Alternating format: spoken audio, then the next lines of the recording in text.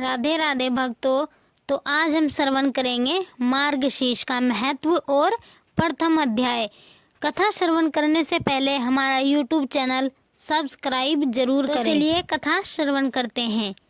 भागवत के अनुसार भगवान श्री कृष्ण भी कहा करते थे कि सभी माह में मार्गशीर्ष श्री कृष्ण का ही स्वरूप है। मार्गशीर्ष मास में श्रद्धा और भक्ति से प्राप्त पुण्य के बल पर हमें सभी सुखों की प्राप्ति होती है।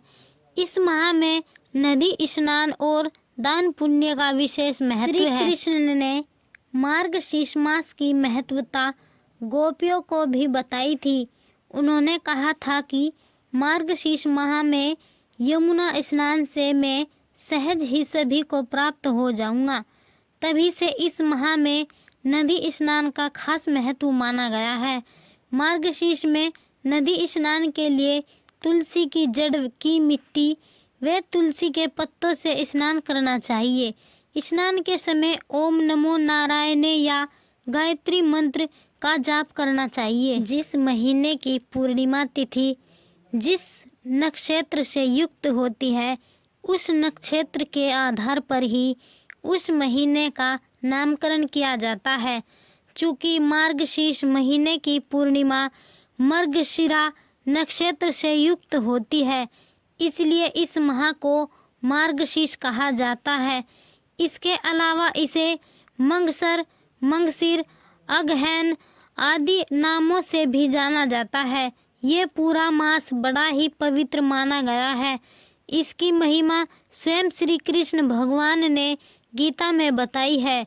गीता के 10वें अध्याय के 35वें श्लोक में भगवान श्री कृष्ण ने कहा है, बृहत साम तथा सामना गायत्री छंद साम हम माषाणः मार्गशीर्ष सह मृतुना कुसुमाकर। हाथ गायन करने योग्य श्रुतियों में मैं बृहत साम और छंदों में मैं गायत्री छंद हूँ तथा महीनों में मैं मार्गशीर्ष और ऋतुओं में बसंत में हूँ। अतः इस महीने में भगवान श्री कृष्ण की उपासना की बड़ी ही महिमा है। इस महीने में भगवान श्री कृष्ण की उपासना करने से व्यक्ति को जीवन में हर तरह की सफलता प्राप्त होती है और वो हर तरह से संकट से बाहर निकलने में सक्षम होता है।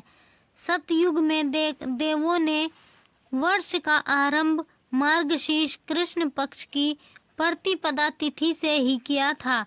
साथ ही ऋषि कश्यप ने भी इसी महीने के दौरान कश्मीर नामक जगह की स्थापना की थी, जो कि इस समय भारत का अभिन्न अंग है। मार्गशीर्ष मास के दौरान स्नान दान का बड़ा ही महत्व है। विशेषकर इस महीने के दौरान यमुना नदी में स्नान का महत्व है। मार्गशीर्ष महीने के दौरान यमुना नदी में स्नान करने से भगवान सहज ही प्राप्त होते हैं।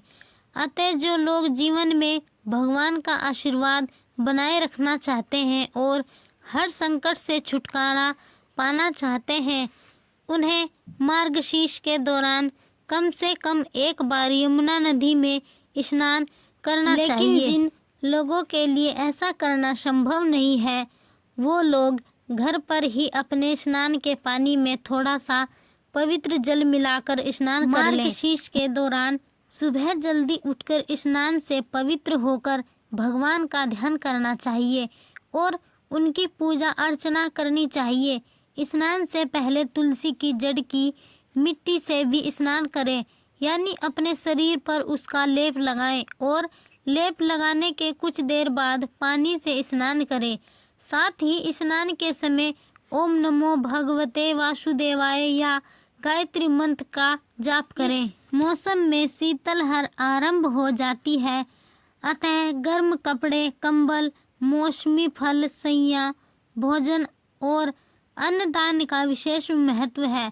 साथ ही इस माह में पूजा संबंधी सामग्री जैसे आसन, तुलसी माला, चंदन, पूजा की प्रतिमा, मोर पंख, जल कलश, आचमनी, पीताम्बर, दीपक आदि का दान भी शुभ माना गया है। स्नान और पूजा करते समय भगवान के इन 12 नामों को लेना चाहिए।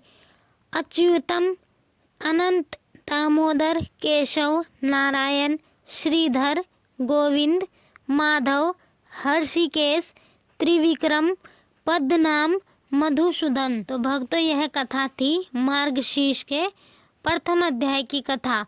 आगे की कथा श्रवण करने के लिए हमारा YouTube चैनल सब्सक्राइब और लाइक जरूर करें। राधे राधे।